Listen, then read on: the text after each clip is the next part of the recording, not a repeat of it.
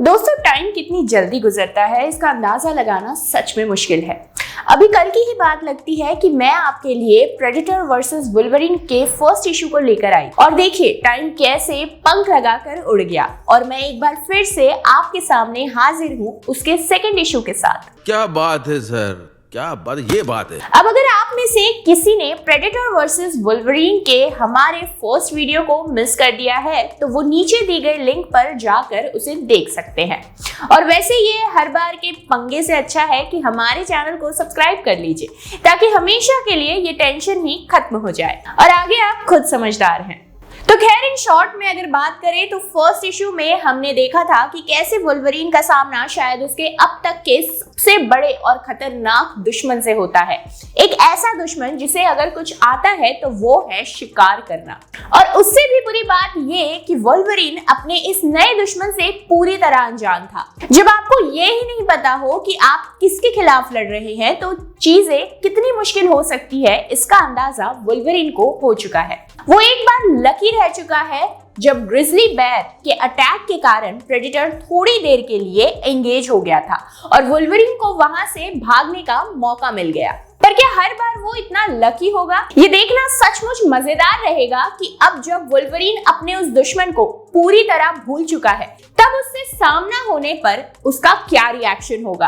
आइए देखते हैं, मजा आएगा। तो कहानी एक बार फिर से फर्स्ट इशू की तरह ही प्रेजेंट डे कनाडा से शुरू होती है जहां वुल्वरीन बुरी तरह से घायल है, प्रेडेटर से बचने के लिए भाग रहा है। उसे अपने लिए थोड़ा टाइम चाहिए ताकि उसके हीलिंग पावर्स उसकी बॉडी को एक बार फिर से रिकवर कर सके। वो अपने शिकारी से बचकर एक क्लिफ पर खड़ा है और उसे ये भी होश नहीं है कि उसे वहां कितना टाइम हो गया, पर इतना श्योर है कि उसे इतना टाइम हो चुका है कि उसकी इंजरीज ठीक होने लगी है। पर खतरा अभी तक टला नहीं है। उसके एक तरफ 200 फीट गहरी खाई है और दूसरी तरफ किसी और दुनिया से उसका शिकार करने आया शिकारी। अभी वुल्वरीन केवल इस बात की उम्मीद ही कर रहा है कि प्रेडेटर उसे ढूंढते हुए कहीं और चला गया होगा, पर आज वो इतना लकी नहीं है। उसे जल्द ही पता चल जाता है कि वो अभी भी अपने दुश्मन को नहीं पहचाना है। उस पर एक बार फिर से ड्रोन अटैक हो जाता है और वो सीधा नीचे की ओर पानी में जा गिरता है।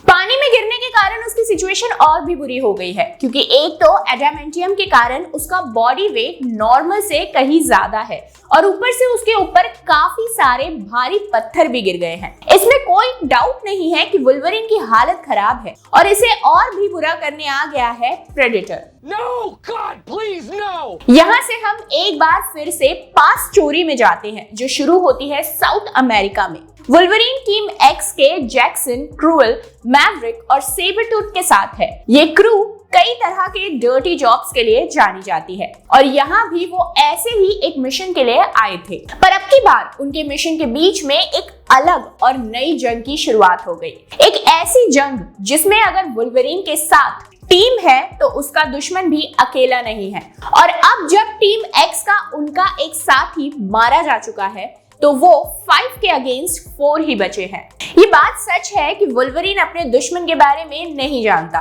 क्योंकि समय समय पर टीम एक्स की मेमोरीज को मिटा दिया जाता है, पर इतने सालों से उसके पास उनका एक ही वेपन है जो इतने लंबे समय से किसी जख्म की तरह उसके साथ है। लोगन उसे अपने गले से निकालता है और प्रेडेटर्स की तरफ लॉन्च कर देता है।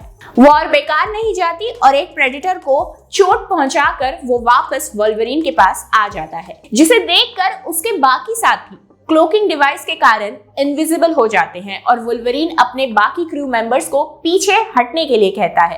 ये बात तो क्लियर है कि अगर आप ऐसे दुश्मन के सामने हो जिसे ना तो आप पूरी तरह जानते हो और ऊपर से वो दिखाई भी ना देते हो तो उनसे लड़ने के लिए आपको एक अलग स्ट्रेटेजी की जरूरत होती है। पर ये बात टीम एक्स नहीं समझती और इसीलिए सेबरटूथ अपनी गन के साथ आगे आता है और अंधाधुंध गोलियां चलाने लगता है। दुश्मन दिखाई नहीं दे रहे हैं और चारों ओर गोलियों की बौछार हो रही है। सेबरटूथ भी श्योर नहीं है कि उसके इस हमले से कोई मारा गया है या वो अभी भी छिपे हुए हैं। अभी वो किसी नतीजे पर पहुंच पाता उससे पहले ही उसके पीछे से एक प्रेडेटर आता है और सेबरटूथ पर स्पीयर से अटैक कर देता है। सेबरटूथ तेजी से पीछे मुड़ता है और उसकी स्पीयर को उस प्रेडेटर के भी आर पार कर देता है। वुल्वरीन अपने बाकी के टीम मेंबर्स के साथ वहां से भागने में ही अपनी भलाई समझता है, क्योंकि उसे पता है कि विक्टर क्रीड यानी सेबरटूथ मारा जा चुका है। पर अच्छी बात यह है कि वो अपने साथ एक प्रेडेटर को भी लेकर गया है। जैक्सन, मैवरिक और लोगन वहां से जा रहे होते हैं और तभी मैवरिक उससे पूछता है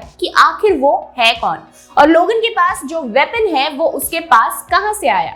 लोगन को कुछ भी याद नहीं है और वो उसे बताता है कि शायद वो मेमोरी डिलीट कर दी गई है। वो तीनों अभी भाग ही रहे होते हैं कि हमें एक प्रेडेटर दिखाई देता है जो उन पर नजर जमाए बैठा है। तीनों इस बात से अनजान हैं कि तभी एक रस्सी आकर जैक्सन के गले में पड़ती है और उसे उठा ले जाती है। लोगन और मैवरिक कुछ समझ पाते उससे पहले ही जैक्सन की सरकटी लाश आकर उनके आगे गिरती है, जिसे देखकर वो ओपन फायर शुरू करते हैं। पर एक बात पर वो ध्यान नहीं देते और वो ये कि उनके दुश्मनों ने उनके पास केवल जैक्सन की लाश ही नहीं भेजी बल्कि उस पर एक एक्सप्लोजिव डिवाइस भी लगा रखी है। और इस बात को जब तक वो समझ पाते तब तक देर हो चुकी होती है और एक तेज धमाके में वो दोनों दूर जा गिरते हैं। लोगन खुद को संभालते हुए मैवरिक को चलते रहने के लिए कहता है, पर अब मैवरिक चलने की हालत में नहीं है। वुल्वरीन उसके वुंड्स को देख रहा होता है कि तभी पीछे से एक प्रेडेटर आ जाता है, पर जैसे ही वो दिखाई देता है मैवरिक उस पर गन फायर कर देता है और उसे वहीं ढेर कर देता है। वुल्वरीन समझ चुका है कि उन्हें अब जल्द से जल्द किसी सेफ जगह पर जाना होगा और क्योंकि मैवरिक अब चल नहीं सकता इसलिए वो उसे अपने कंधों पर उठा लेता है। पर ऐसा नहीं है कि वो अब भी अपने दुश्मनों की पहुंच से बहुत दूर हो गए हैं। लोगन मैवरिक को लेकर एक टेंपल में पहुंचता है और वहां वो देखते हैं कि बहुत सारा एम्यूनिशन रखा होता है, जिसे देखकर वो अंदाजा लगाते हैं कि शायद यही वो जगह है जहां से जनरल वॉर शुरू करने की तैयारी कर रहा होगा। वैसे आपको यहाँ ये क्लियर कर दूं कि इस वॉर को रोकने के मिशन पर ही वुल्वरीन टीम एक्स के साथ यहाँ आया था। खैर अभी वो इस बारे में बात ही कर रहे होते हैं कि उनके सामने जनरल आ जाता है, जिसे देखकर वुल्वरीन लड़ाई के लिए तैयार हो जाता है। पर जनरल उससे कहता है कि वो उसे जानता है और ये भी जानता है कि वो वहां क्यों आया है, जिसे देखकर वुल्वरीन लड़ाई के लिए तैयार हो जाता है। पर जनरल उससे कहता है कि वो उसे जानता है और वो ये भी जानता है कि वो यहाँ क्यों आया।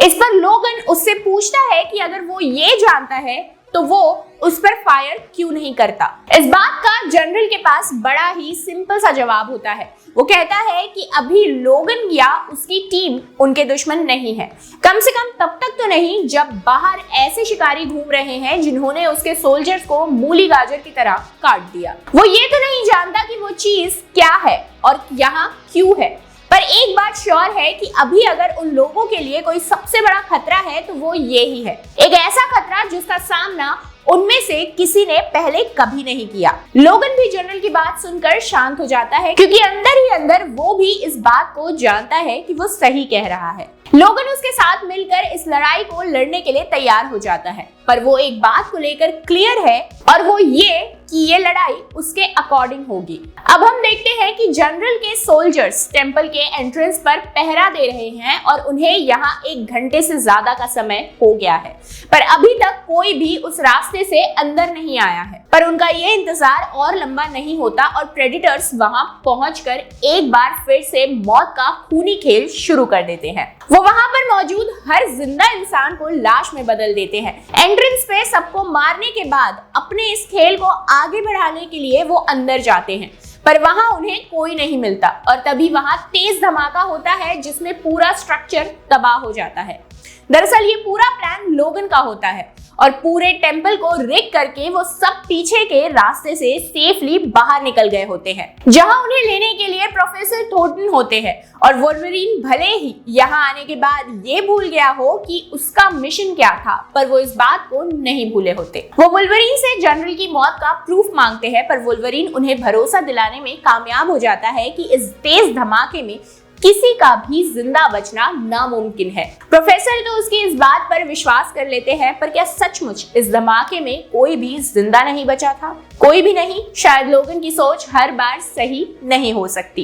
यहाँ से स्टोरी एक बार फिर से सालों आगे कनाडा में पहुंच जाती है, जहां अल्बर्टा की वेपन एक्स फैसिलिटी में हम एक प्रेडेटर को एक के बाद एक गार्ड को मारते हुए देखते हैं। वो अपने सामने आने वाली हर दीवार को तोड़ रहा है और हर जिंदा इंसान को लाश बना रहा है। ऐसा लग रहा है कि वो यहाँ किसी की तलाश में है और इसी तलाश में उसने पूरी फैसिलिटी को तबाह कर दिया। पर आखिर में वो वहां पहुंचता है जहां उसका शिकार होता है, एक ऐसा शिकार जिसकी तलाश में वो एक बार फिर खुद को इस धरती पर आने से नहीं रोक पाया।